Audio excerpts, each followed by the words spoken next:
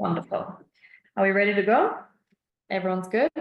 Virtual hands, thumbs up. I'm Okay, ready. awesome. Thank you for the verbal affirmation. That would be great to hear it throughout the session if you need. Don't be afraid to speak up. Let me go ahead and share my screen quickly. And I will ask if you can all see my screen in 1 second.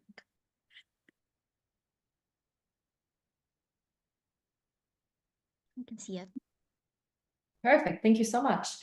So hi, everyone, once again. Let me introduce myself very quickly. My name is Ariel. I work for an organization called Bridge for Billions. There's someone else on this call, Natalia, she can just wave, who works with me as well at Bridge for Billions. And what we're doing is we're supporting early stage and a bit more growth stage entrepreneurs with their growth, with their expansion, and just to help them in their journey and their venture. So hopefully all of you fit into that bracket here today, and hopefully we can support you. And together with Payoneer, which I'm going to introduce Regine very quickly. She's representing Payoneer here. If you can just wave, Regine, that would be awesome. Maybe some of, there you go. Sorry, maybe some of you have met her already, or you're part of her organization, or maybe network, and she's presenting Payoneer, with whom we have a partnership to support early stage and growth stage Filipino startups. So what brings us here today is our launch of the Accelerate Your Growth official workshop series, which is, as mentioned, a Payoneer and Bridge for Billions workshop series. It's the first one we're doing in the Philippines, but we're very excited to support you in it and to see how it's going and to see how we can help you on your journey.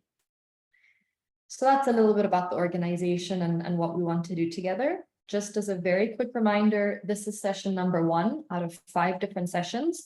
You're more than welcome to attend all 5 sessions. You can attend 3 sessions, 2 sessions, however many you deem is possible for you with your schedule and those of your interests. And I will, in a couple of seconds, go over some of the learning objectives of these shows or these sessions that we have in the workshop. And then we'll get started with our speaker for today. So let me go ahead and introduce Monique. I think you can maybe also just wave and say hi very quickly. There we go. So Monique is the speaker for session 1. Today we'll be discussing the essential insights for business owners in today's economies. She will dive into a little bit of the different trends for navigating the entrepreneurial landscape, insights from herself, and how to leverage tools, skills, and takeaways to accelerate your business growth. And just as a prerequisite quickly, so you hear a little bit about Monique and what she's done. So of course, she's an experienced professional in key accounts management and business development. She's currently the Senior Director of Customer Success for Payoneer Philippines and also for the APAC region. And just a bit more about Payoneer. It's a NASDAQ listed cross-border payment service that essentially tries to empower e-commerce and international B2B, so business-to-business transactions. What Monique does is manage 9 markets in the region. Her team makes sure that there's intra-regional best practices, that they're shared among the top accounts, and that they serve alongside delivering the fast as well as secure border payments services. So she previously worked as a country manager for the Philippines and Southeast Asia region, or the Southeast Asia countries in Payoneer, before moving to this regional role. And a bit before joining Payoneer is that she obtained her business education with a bachelor's degree from Ateneo de Manila University, as well as a master's degree from Audiencia Nantes. So that is Monique, and she'll be presenting today's session. And in 2 minutes, I'll hand over to her. I would just quickly like to go over some learning objectives and some schedules for today's session. So today we'll be listening a little bit more about, from Payoneer expert, this is Monique, about the global shifts that matter, get a little bit of practical insights in order to understand how to stay ahead. We'll have some practical learning experiences and activities in today's session, and we will guide you through all of that. And then just as a final note, what we would like you to do at the end of the session, we'll also share it on email, is to confirm your attendance through this type form that's at the bottom. This will only happen at the end of the session. You don't have to worry about it now, but at the end of the session, we'll go over it. And this is important because if you would like to receive your completion certificate, which means you have to attend 2 classes, we would really like you to fill this out such that we can share this with you and commemorate your work and attendance to these sessions. So I will come back with that information again at the end of the call. Okay. Are there any questions about what we'll be working on or jumping into today?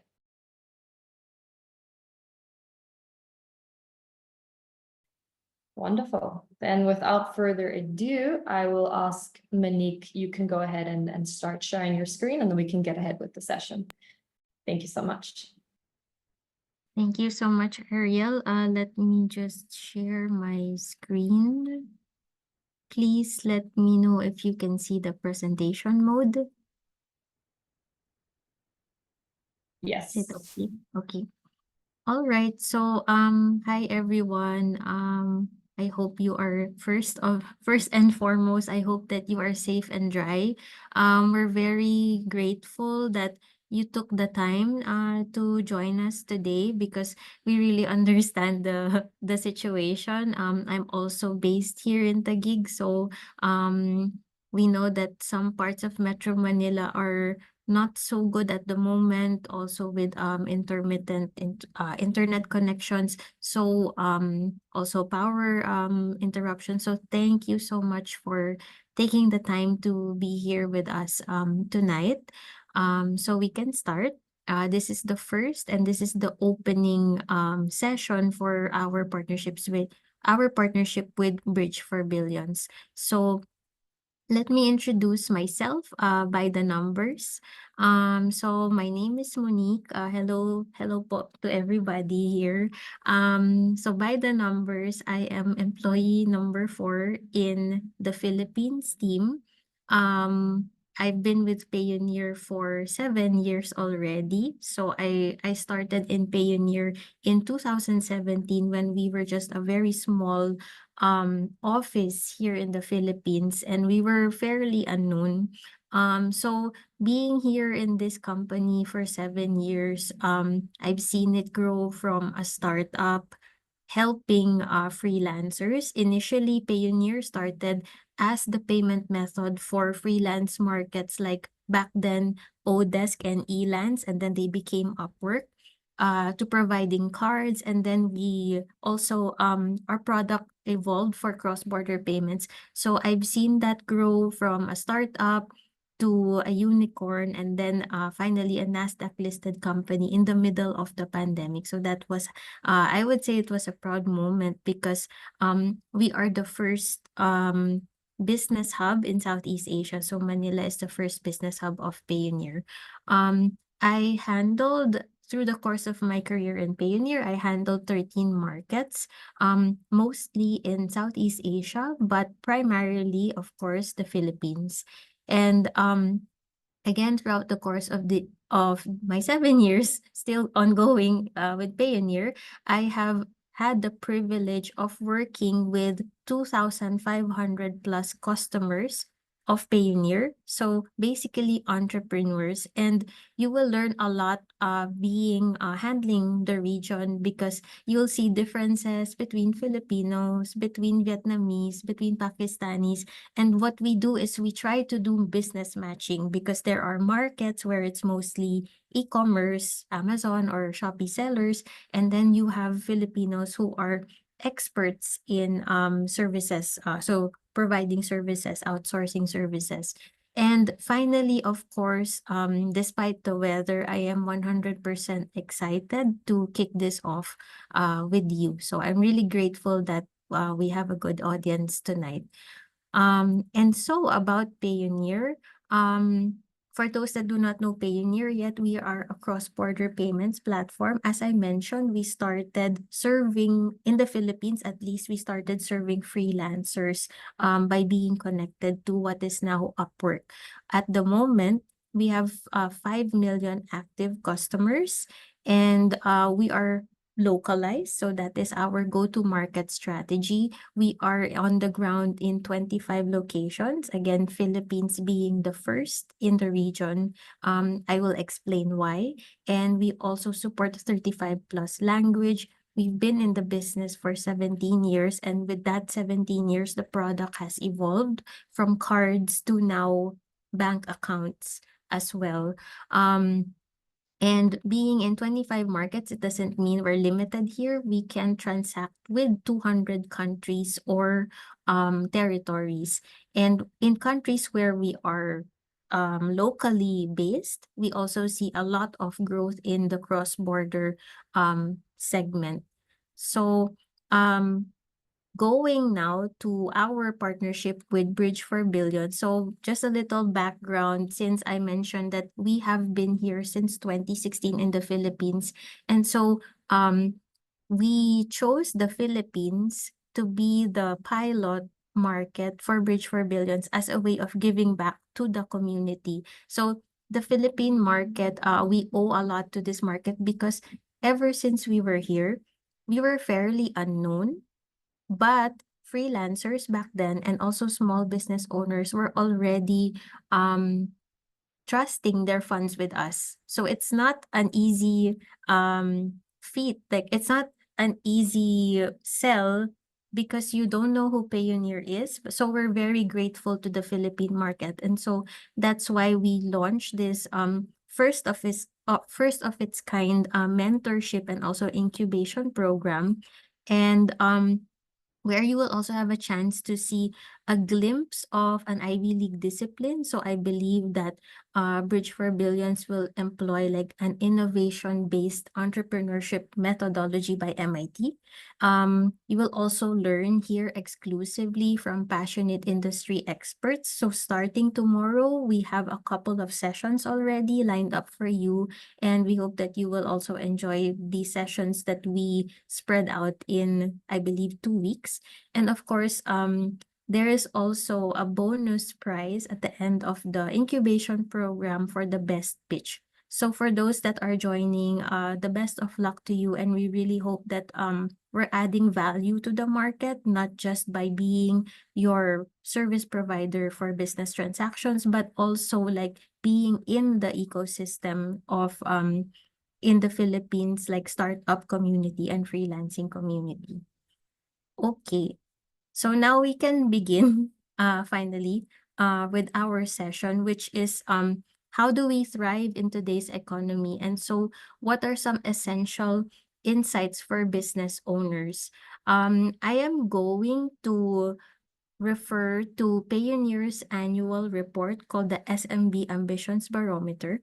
So for just a little background about the SMB Ambitions Barometer, this is a study that we do on an annual basis wherein we survey entrepreneurs and business owners worldwide, about 3,000 plus entrepreneurs, including Filipino business owners.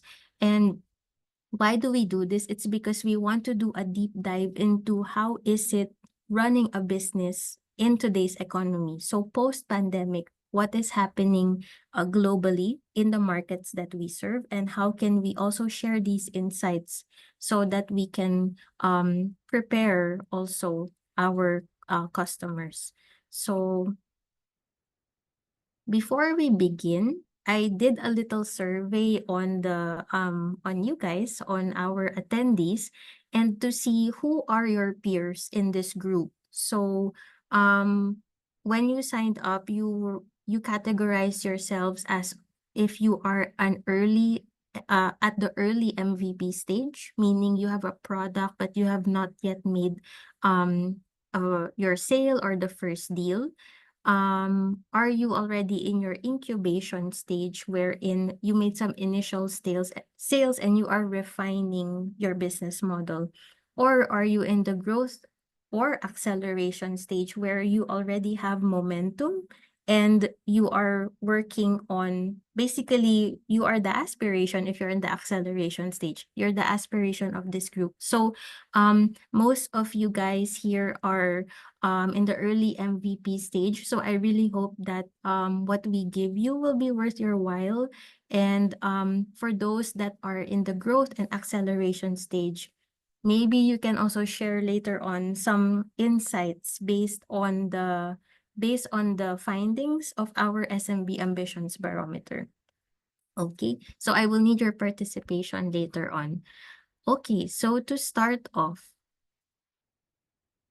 so for today's insights, actually we have just three. So I summed it up into three. First is based on the SMB Ambitions Barometer, and I am just highlighting the responses from your fellow Filipino entrepreneurs outside of the rest of the world data. For Filipino entrepreneurs, number one, globalization is top of mind. Second, the right technology and talent are crucial to weather threats in the business. And third, SMBs are crucial to the health of local economies. This is a very Filipino answer, and I will explain it later. Okay. So first and foremost, about globalization. So the first one is global expansion is the name of the game regardless of entity size. So we have here, as we discussed earlier, 4 stages in the business for you guys, the early MVPs up to those accelerating, regardless of your size, whether you're a sole proprietorship or a small, for example, outsourcing agency. It is globalization or global expansion that is the key to success in today's economy. In Payoneer, so our biggest transactions are still in US dollars because our main trade partner in services is still the United States.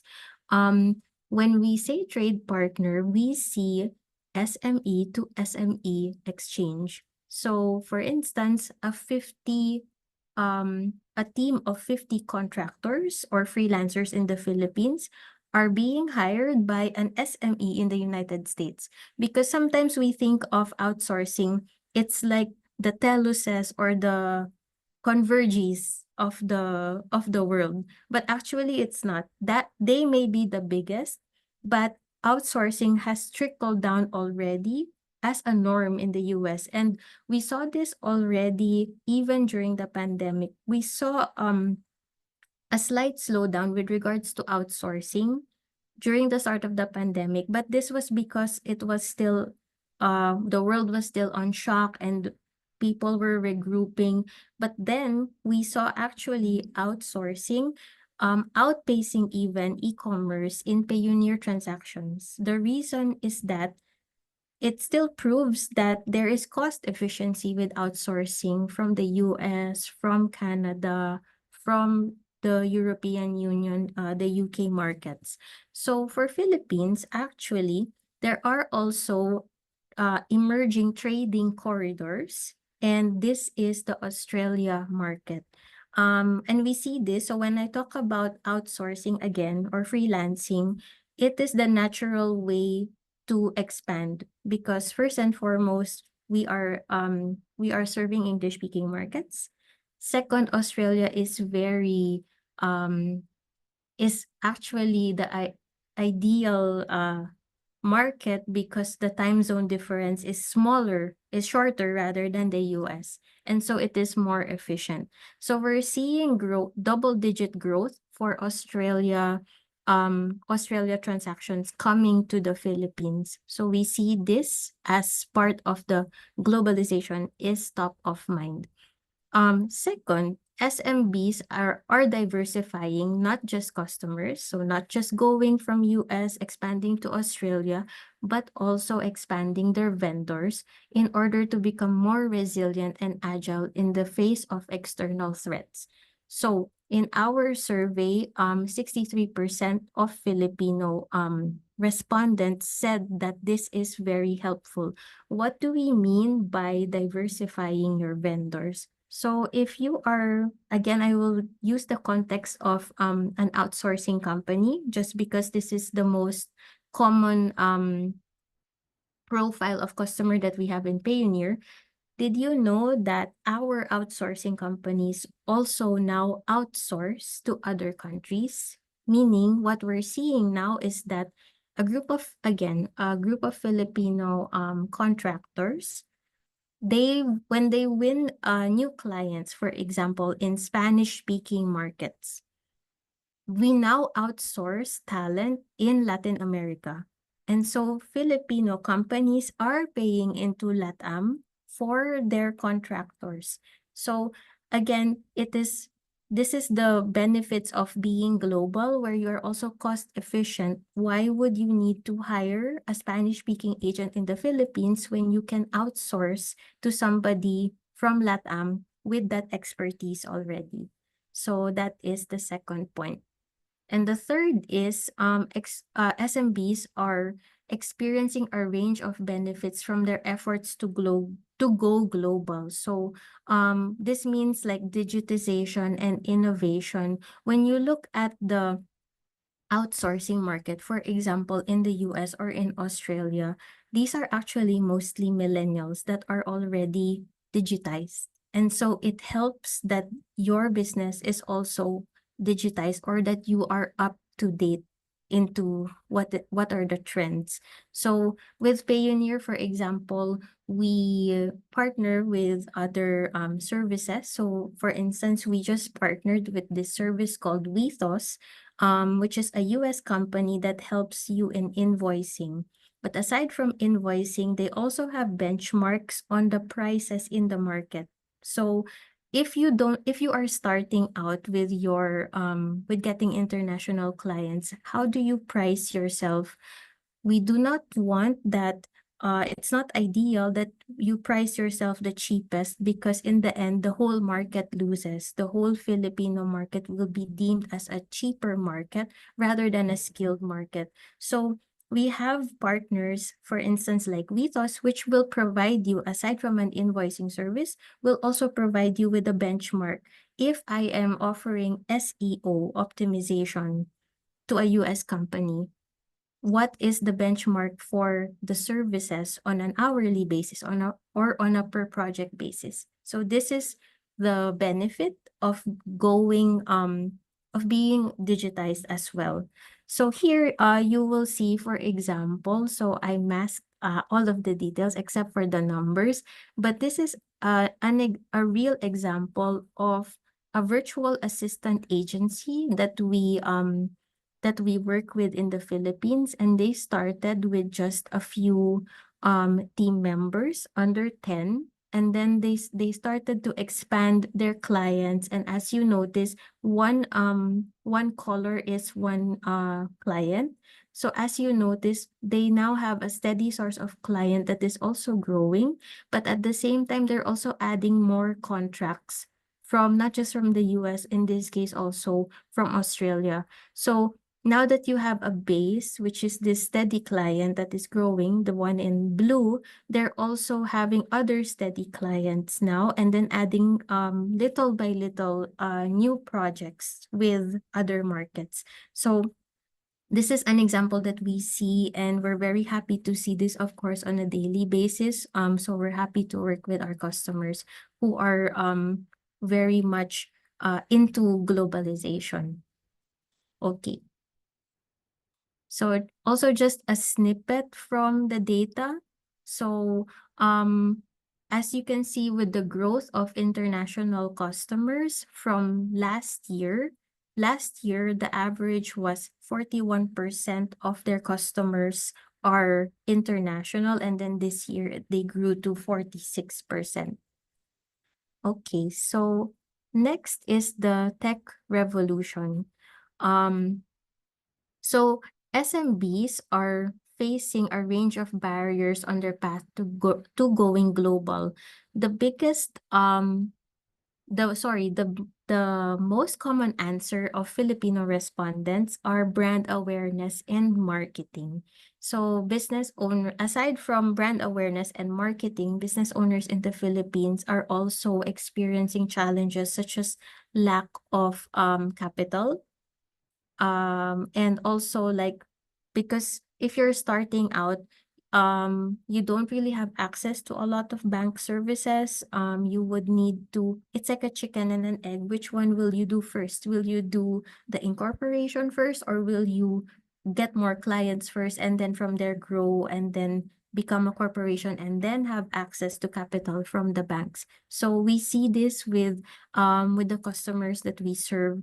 And so it is really the question, if, for example, I am a sole proprietorship, how do I get myself out there and how do I get clients aside from being in this pool of very good Filipino business owners or service providers?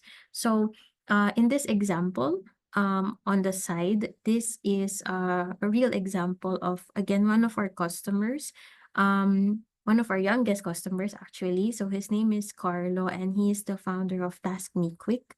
I believe he is a nurse by profession, but then he switched to freelancing and started as a group of 5 in the platform called Upwork. And then from there, they built their job successes. So in Upwork, you build your profile and then you build your ranking. As you get more contracts, you will see it. And right now, so fast forward from 2019 now to 2024, his team is actually close to 100 freelancers.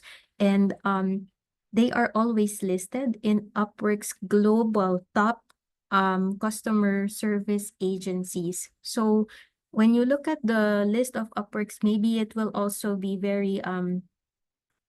it will be an inspiration for those that are starting out, because you will see among the list a couple of Filipino-owned agencies alongside Pakistan-owned agencies and India-owned agencies. So this is where you will see that the Filipino talent can be competitive, and you just need to start somewhere. So in this case, he chose the marketplace route to build his reputation.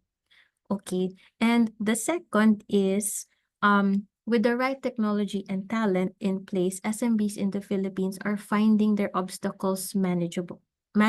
So 46% of the companies we survey say that digitization has lowered barriers to enter the global market. And 84% say that the pace of technological change is a driver for innovation in their company.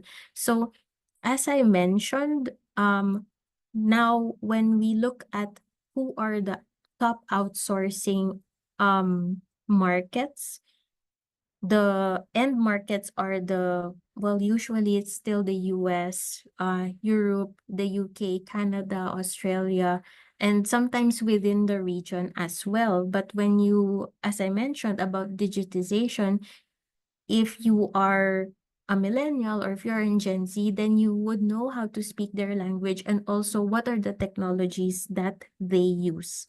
So with regards to technology, going now to the third point, many organizations are beginning to use emerging technologies like AI. This has been the buzzword since ChatGPT was launched. And also in Filipino freelancing communities, it has also been feared. But actually, it is a tool that is not to be feared, but a tool to be mastered.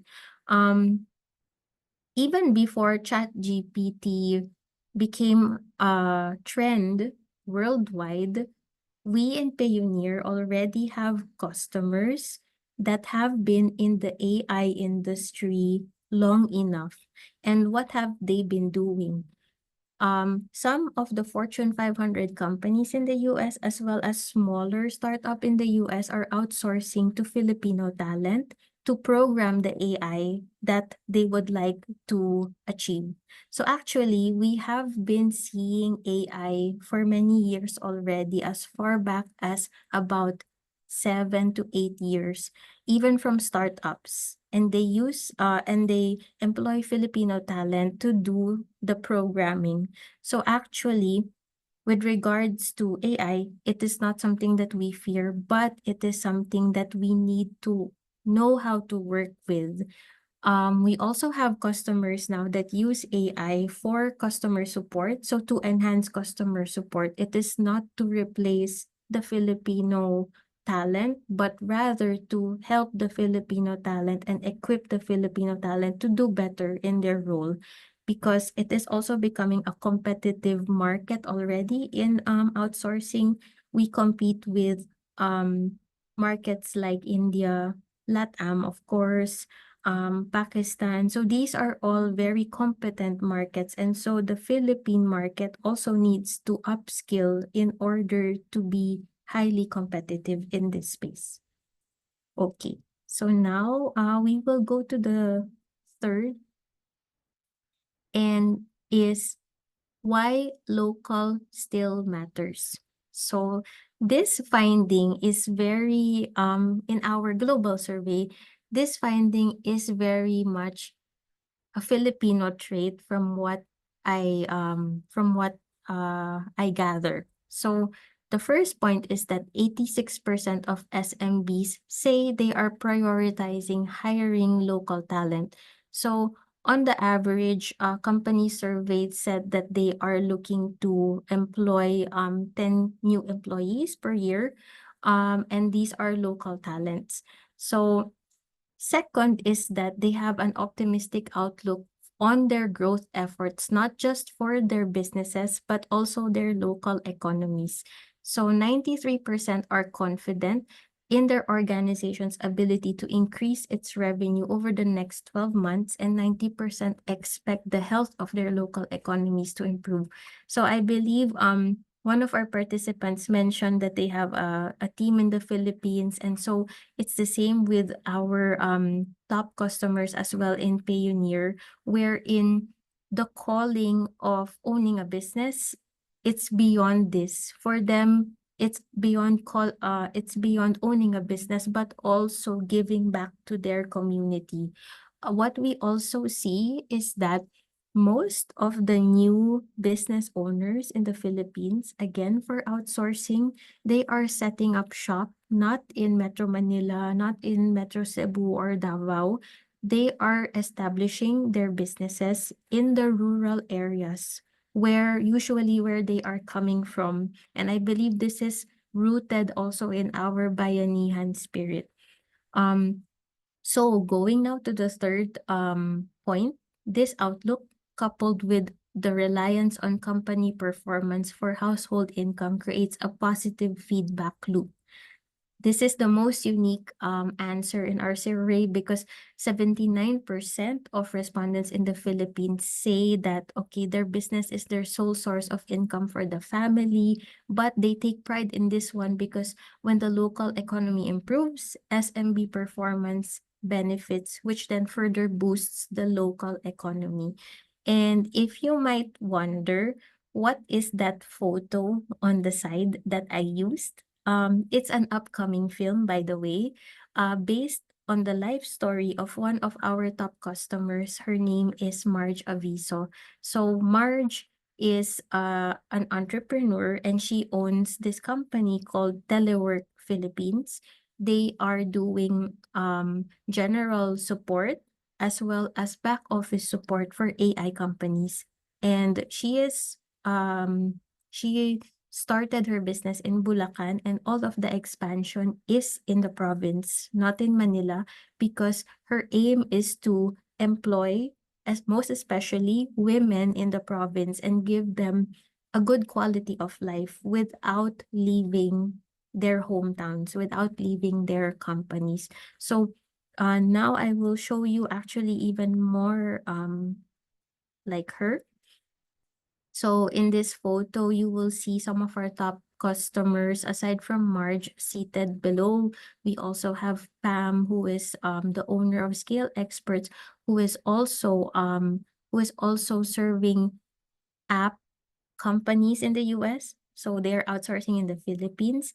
And aside from setting up shop outside of Metro Manila, for most of them, they are also doing extra work for the country. So they are actually DICT trainers, meaning they work with the government under the DICT. They go around each and every remote area in the Philippines to advocate and educate digitization as well as online work.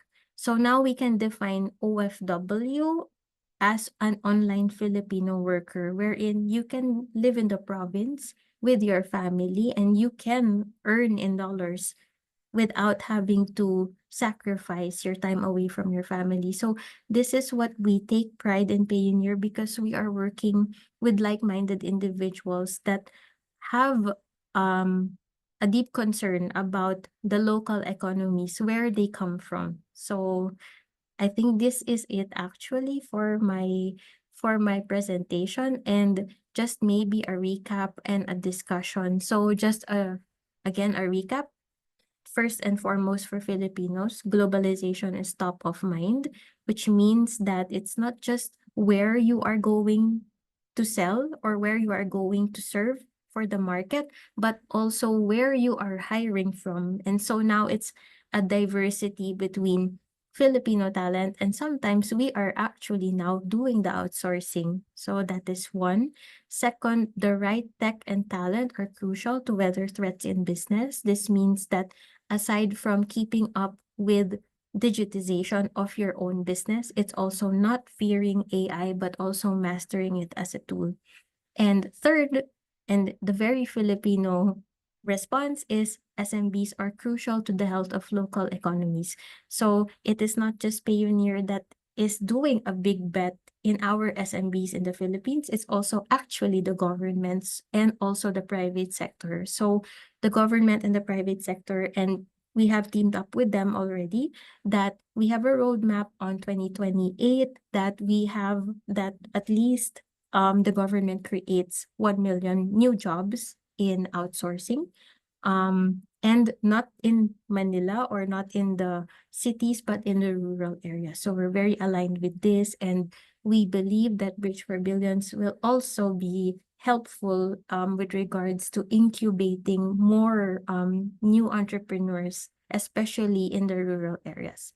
So yeah, we can go in a discussion now if Ariel and Regine would like to chime in as well. And I'll keep the screen for discussion purposes.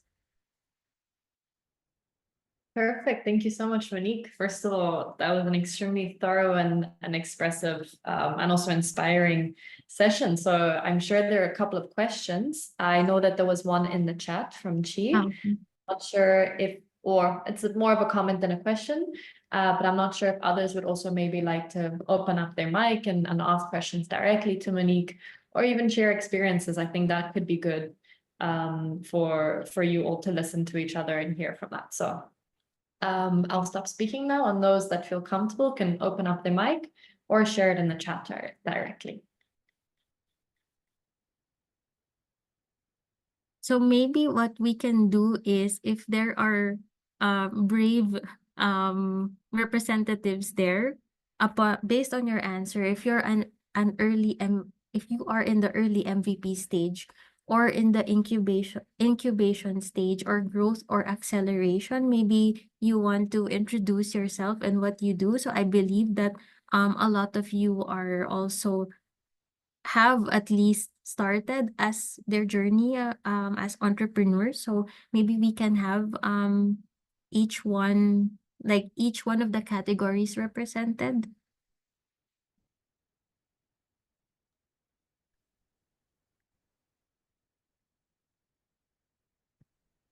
Yes, any representative from the audience, please, for those who are still in the early MVP stage of their businesses. Or maybe those who just have a business idea or a concept in mind and who are exploring these entrepreneurship or business enablement workshops.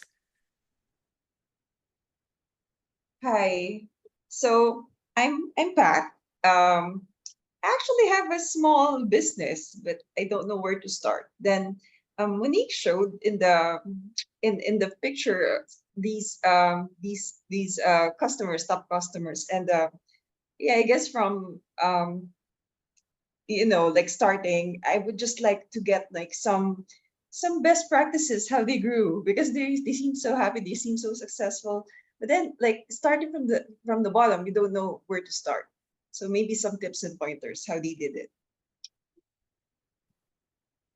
So I can share some more, but also for anyone who is like, this is an open discussion. If you have also maybe your secret sauce that is not so secret anymore, please do share with us. But what I can share is, aside from, so the gentleman that I mentioned earlier, Carlo, he started as a freelancer in Upwork and worked his way up by improving his profile, collecting positive reviews. So really showing potential employers his capacity. First as an individual freelancer, and also now as an agency. So if you want to check him out, actually you can check Task Me Quick on Upwork, and then you will see the history. So how many projects has he completed? Also, they also show actually how much he has earned already. So it's like a little bit of a public knowledge. So from there also, he built his reputation that he's not like a cheap worker, that this is my hourly rate, and this is because this is what I can deliver. I can deliver quality. So one way to get started is through marketplaces. Actually, we still see some of our customers who started in marketplaces maintain their profile in marketplaces even if they start to get direct clients. So as what we see, as customers scale, so they now become more professionalized. So they now have a designated sales team. Sometimes this sales team is based in the US. Like they have somebody in the US to find clients for them. So with this regard, they are now getting customers directly outside, in this case, for example, Upwork. And from there, they keep Upwork still. They keep the profile up and running. They keep it active just so they have now a diversification with regards to clients, so source of clients. Other customers started also through referrals and networks. So, and some of these customers in the photo, some of them were employees of other outsourcing companies. Some of them also came from the BPO sector, and then they were done with the BPO life, and they started to once they, of course, they have the know-how with regards to not just back office operations of running a business, but most importantly, acquiring clients. Then they set up their own shop. So it's also a brave thing, also especially for Filipinos that are risk averse and will not put so much capital into this, for them to leave corporate jobs, let's say in most of our examples, BPOs, and then set up their own shop. That is also very commendable. Others are also through word of mouth. So if sometimes the scaling of the outsourcing is too fast, that and they are very aware of the quality output. So I will not keep on getting projects just because I can accept projects. Then I will now outsource to another, let's say, agency. And then from there, this agency becomes a new agency. So it's like a mushroom effect at the moment from what we see in the Philippines. And again, it's not just Payoneer that sees this. The government launched an official study on the freelancing market in the Philippines, because we have so little data about this. But from what we see, this is like a mushrooming kind of effect.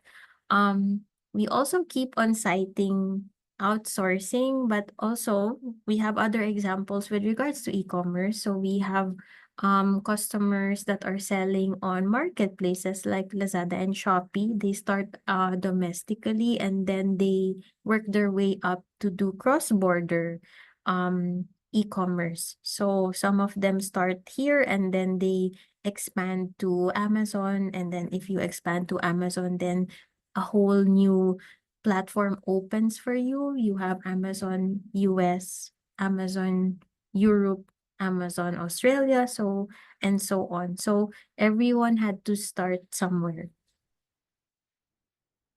I'll go Thank back to you. you.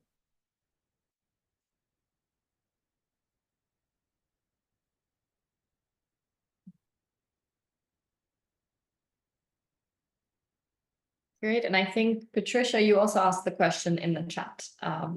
So I think you were able to have that space answered, I hope. Awesome. Great. Maybe someone else from another stage of development of their venture, or just any general questions, as we still have some time for discussion. And it's a great opportunity to pick the brain of Monique right now.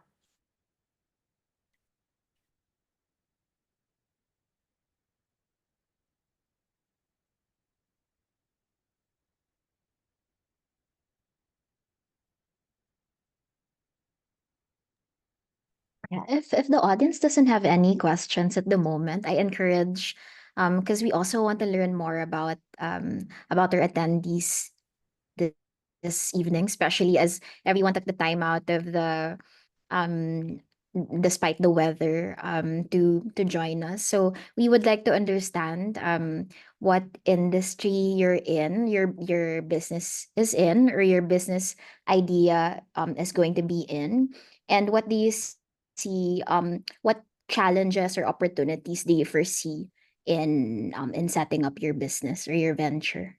Any brave soul from our audience right now? I'll go. Thank you so much. May Good I to be called brave. please introduce Yeah. the Yes. the background of Hi. business Mhm. idea? Okay. Yeah. Hi, everyone. My name is Chi. My full name is Angeline Viray. And I actually am in the emerging tech space. So when it was mentioned earlier, it's very relatable to me. Mhm. But one of the issues is in emerging tech, it's very expensive to develop things. So number two actually is one of my challenges. I used to have my own startup back in 2015. Mama, I will go now. Okay. But I have a coworker, my daughter. Yeah, so back in 2015 I had one for 4 years, and then pandemic came and that's over. And then this time I'm trying to create a new one, but of course it's all bootstrapped and all. So I'm Mhm. starting it by myself with the MVP. But then, as you know, it's an AI startup, basically Mm. supported by blockchain. So as you can tell, just by the industry itself, I would need developers. Yes. I do know how a little bit, but not as extensively as I need. So in terms of like MVP only, I can only do so much. And finding the right tech and talent is really the challenge, because of course the right tech and talent are usually either expensive, already occupied, or doing their own. So that's one of the real challenges, especially now that tech is moving so fast. And of course, we have great ideas. Entrepreneurs have awesome ideas, but it's in the execution that really is a bit of a challenge if you're not the developer. So I think that is one of the barriers for me. And I'm actually a consultant right now, still continuing that while Mhm. doing that startup on the side. And I'm also an IR manager for a Japan startup, as mentioned on the chat. So yeah, it's really tough on that side of things. So, but yes, globalization is one of the things that is like paramount, and it's actually easier to do than number two. So that's one of my barriers. Yeah.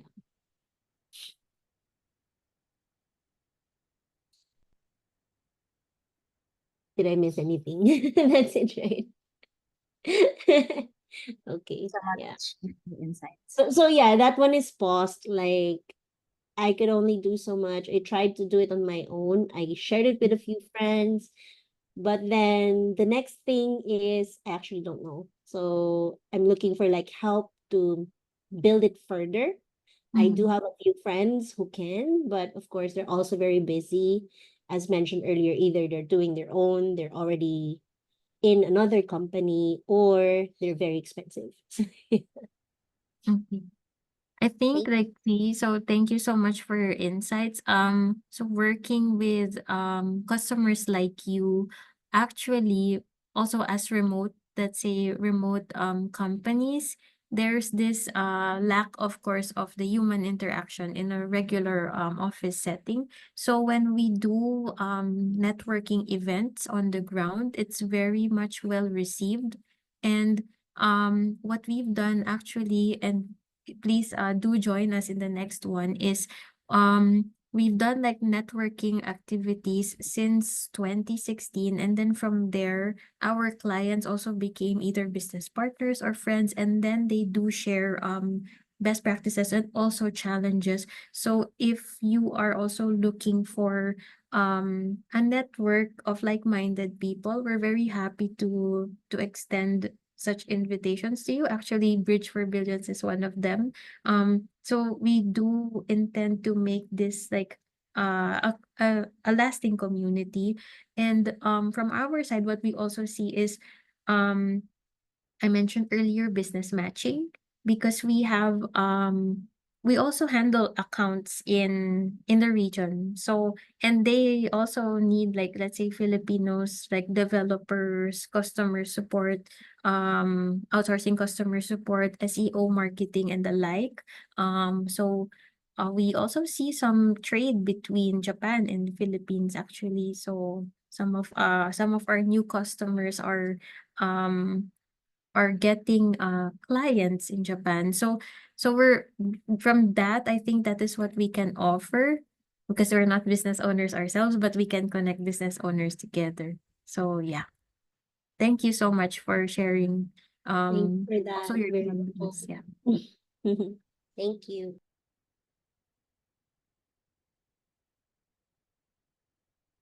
I think we have a question from Sister Domingo.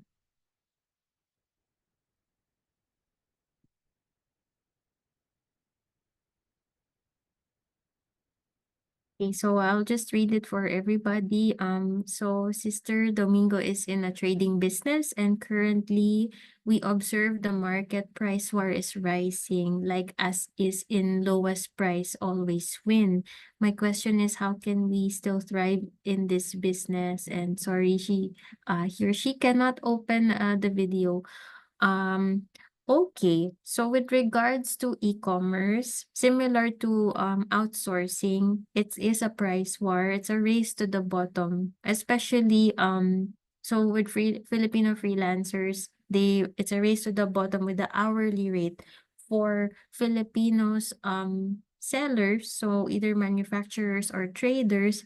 We're competing not just with China now, but also with other competitive markets in our backyard, like Vietnam. So that is what we have been seeing. What we see for those that do not want to enter into a price war is they establish a niche themselves. So I'm not sure what kind of products, or if you want to share what kind of products um you are offering. But some of the customers that we're seeing, they just get into a niche so that they will not sacrifice the price. For instance, I am selling a window treatment. Okay, very, very specific. So for instance, I'll just get into an example. I'm selling something that I am marketing as fully Filipino made, with maybe with a couple of like CSR on the side. It's helping this kind of community. So that is what we're seeing with regards to e-commerce, in e-commerce, where they will not budge with the price, because that is also not their identity. With window treatment, to be honest, I don't know. Have you tried to get into marketplaces, and yours is a niche? It's not I'm not sure if it's a common kind of product, but what we see is eBay is more for the niche market. So we see certain products that are more sellable in eBay than Amazon. So I'm not sure if you're already in eBay, but if you are not yet, if you want to explore them, we're also partnered with eBay. They also have a very good and friendly local team based in the Philippines. Yeah. That's all that I can offer.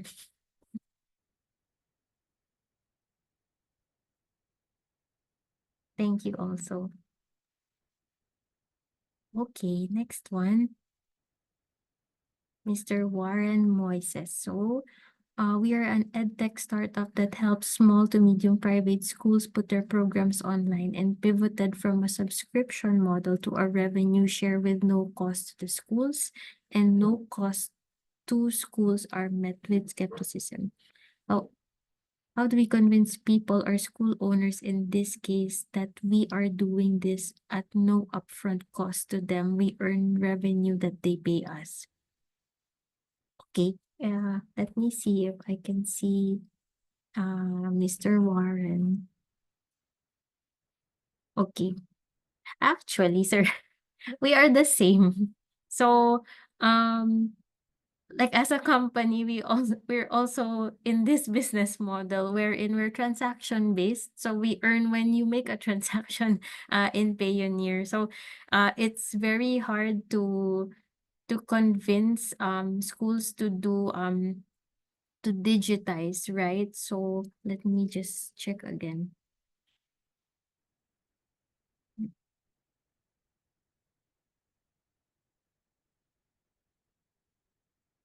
Hmm.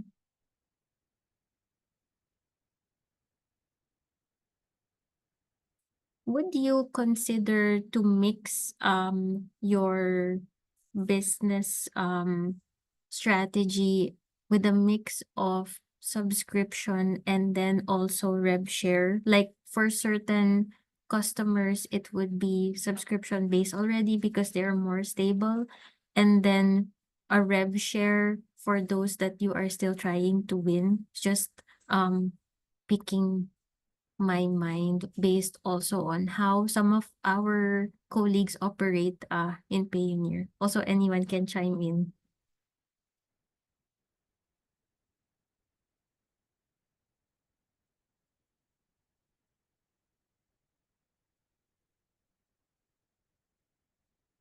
Warren, since there we go. I'm not sure if you can put your mic, Um, but there we go. Subscription per service. Okay. All right. Do we have partners in right?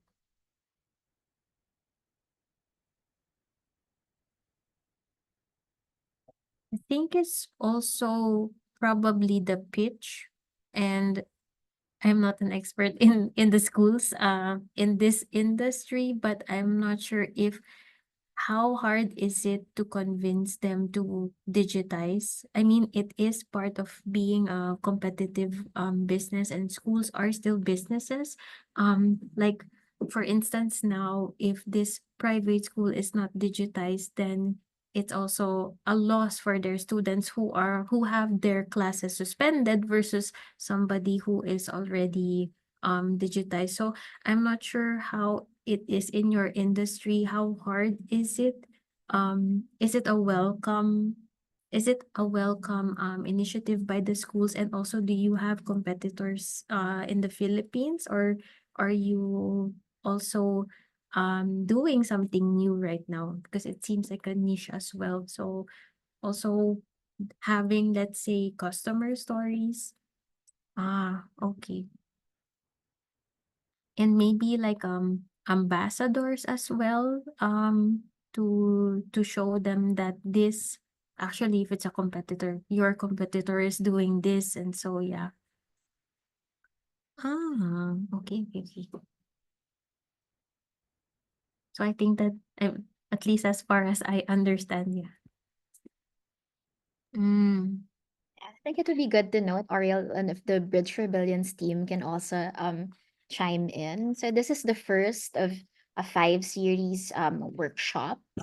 And this is more of like the more of an overview of the SME trends and insights for businesses here in the Philippines. But in our workshops later on, we'll be discussing these specific topics which might address your questions better. For example, finding that value proposition for your business. How do I find a network or the correct like relevant partners to help me grow my business? So it would be great if you can still join us for the follow-up sessions in the next 2 weeks, and hopefully for during those sessions we'll be able to enrich your learnings further and be able to answer your questions more specifically. Absolutely. And there's one session specifically related to pitching, maybe how you present your organization, your company. So that could be very useful. There's others that are more related to what are the main challenges that you're facing, trying to apply a little bit of a strategic design mindset to it too. So I think those could be very interesting. And then, of course, if you'd like to send questions via email after this session that are very specific or relevant for your stage of your business, feel free to do that. You have our email addresses and we can help you also asynchronously. The support doesn't end with this session. We can continue supporting you a little bit further. And thank you so much, Monique, for trying to go ahead with this question and run with it with your expertise. Thank you so much you. for the questions, though. And these are something that are really good to kick off the entire workshop series. And we're looking forward to address them even more in the follow-up sessions.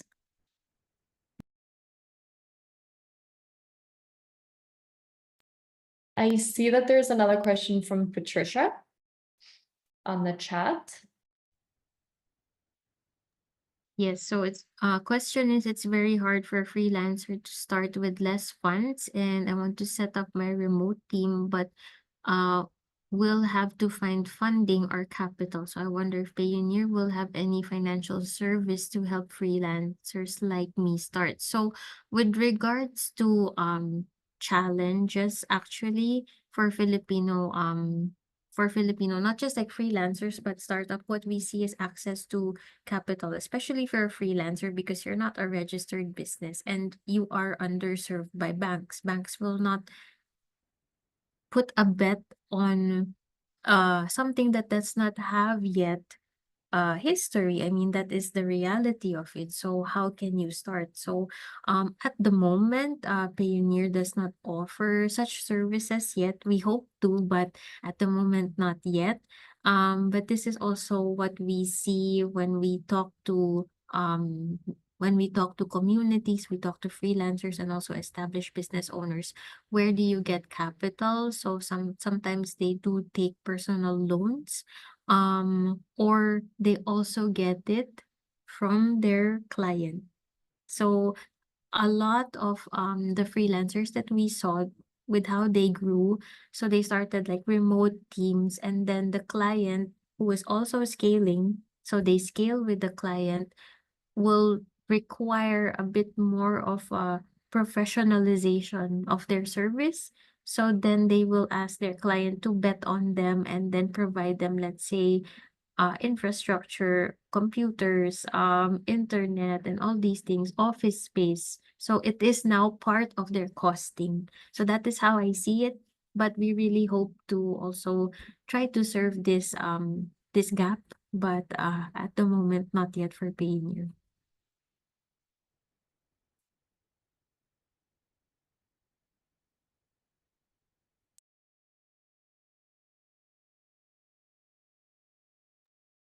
We have a more technical question for on the Payoneer side. It's on how can Ron retrieve his Payoneer corporate if new mobile number and personal, if there's a new email. So I think his account is dormant and has been inactive for years.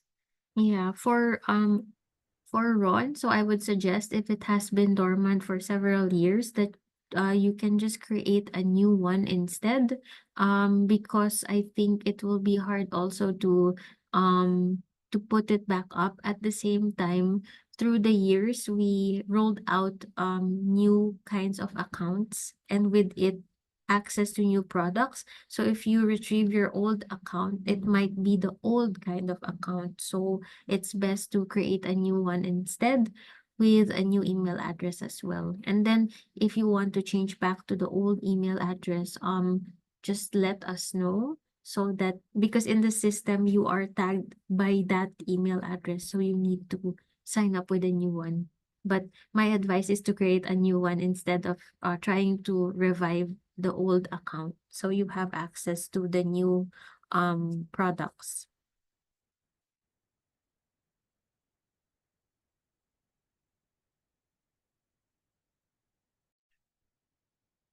If there are no other questions for Monique, maybe we can end the session with a question for attendees. So I know that earlier we asked about the barriers or opportunities that for those who are still in the early MVP stage. But then if in this group we have some who are already in like the incubation stage or those in the growth phase, those who have already started and have seen some traction in their businesses, do you have any do any of the discussion points raised by Monique earlier resonate with you, or do you have any learnings or insights that you can share with a broader group from any of our attendees? Anyone who is already running her or his own business and who has already seen some success? Just to add on that quickly, Regine, there are a couple of people who are actually in the incubation program we're currently running. I'm not sure if some of you would like to give some of your insights regarding this. I know Ron was one of them and Warren another person, but if anyone else has any feedback, as Regine mentioned, that would be really interesting to hear.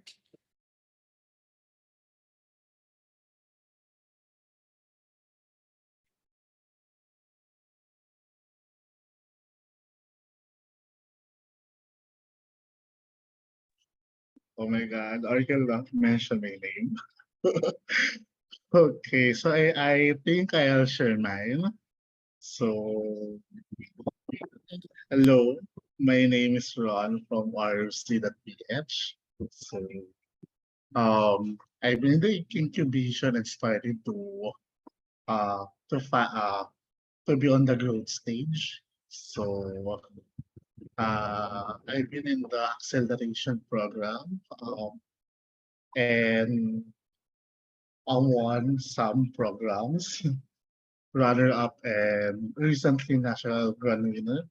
For I think Giselle mentioned some the link earlier for the Philippine government. So I've been part of those programs. So now RUC is a unlimited creative marketing service platform for MSME for fixed um, monthly fee.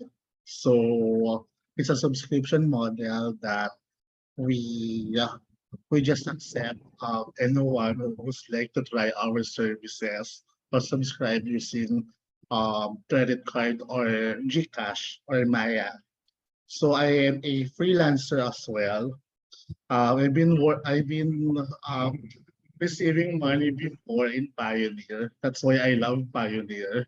But when I venture some local programs, I decided to create a platform which is ROC that is more in local, so MSMEs. So I have some tractions right now for local MSMEs, and some of the judges from the programs that I've been part of for the past 12 months, they're asking me to have an internationalization.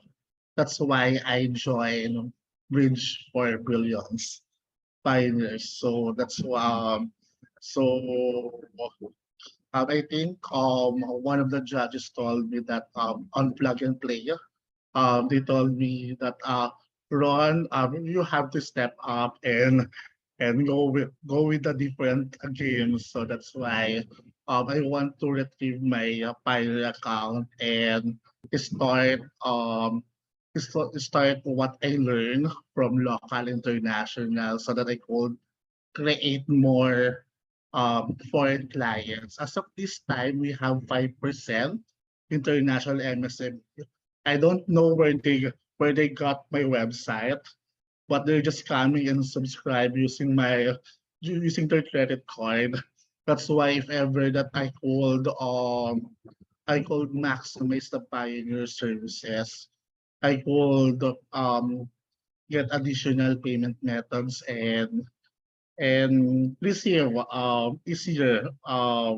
collectibles or receivables, I mean, to to the foreign market. Thank you. That's great to hear, Ron. That's really good to hear some inspiring stories of how some entrepreneurs have been on the path of growing their businesses. We'll surely refer you to one of our colleagues to have you Yeah. assist to have them assist you in setting up your account. But Yeah. thank you. So I already put my my email address. So specifically also to Ron and to anyone who has questions, but to Ron regarding your Payoneer account. So if you sign up for a new one, please let us know, and then from there we'll guide you. And of course, we wish you luck in your journey as well.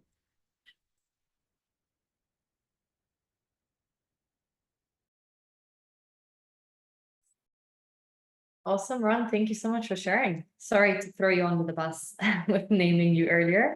Just great to hear a little bit from those who have been working hard in the incubation program. Wonderful. Do we have a couple of questions or other experiences, maybe from anyone else?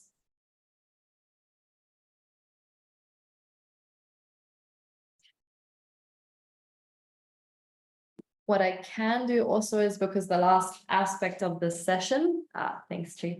The last aspect of the session is to fill out it's a type form, but it's just the feedback, a little bit about what you've been learning. It's more about the attendance and just hearing from your end how you experienced it.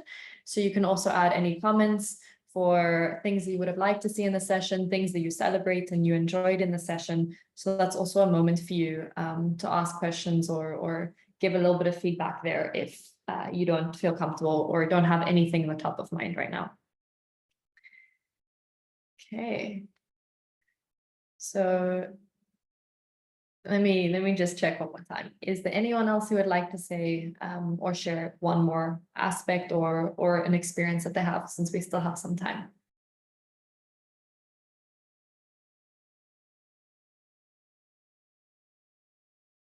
Okay, awesome.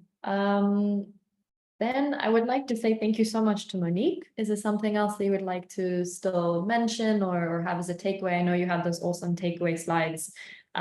Maybe it could be something we can share with the group so that they can see the slides and have the practical experiences.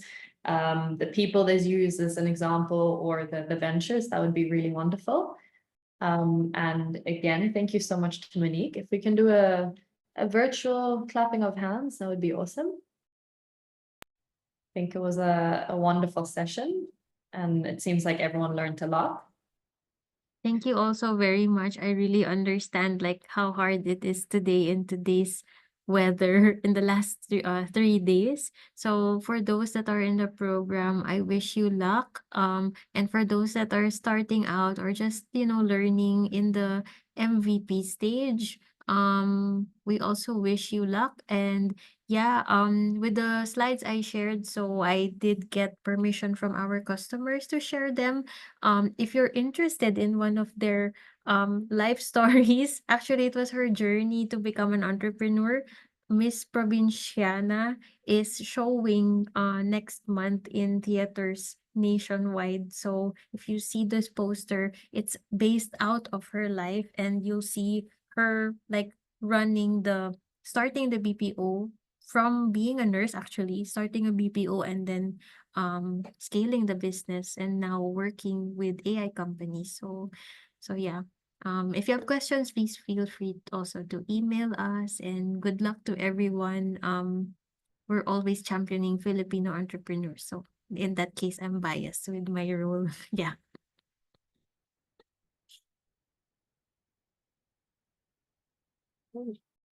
Thank you so much. And please don't forget to answer the type form. Ariel will, from the Bridge for Billions team, will be sharing the link because that will confirm your attendance for the session. Yeah. I just shared in the chat. So you could either take a couple of minutes before logging off from the call, otherwise take maybe 2 to 3 minutes after the call, fill it out. We'd like to have you there so you can receive your certificate as well after attending 2 sessions. And sign up to more classes. It seems like some of the questions you had today might be answered in future classes. I also shared the link. I can share it again to any future classes you may be interested in.